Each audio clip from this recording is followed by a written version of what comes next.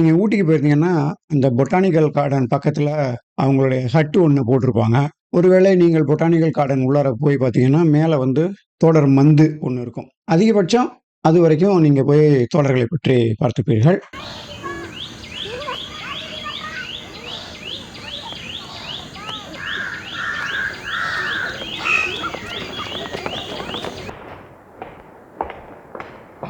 ஆனால் நீங்கள் பார்த்த அவற்றைத் தாண்டி அவர்களுடைய வாழ்க்கையில் எவ்வளவு சுவாரஸ்யமான விஷயங்கள் அவர்கள் வளர்க்கின்ற எருமைகள் என்பதை சார்ந்து இருக்கின்றன அப்படிங்கிறது உங்களுக்கு தெரியுமா?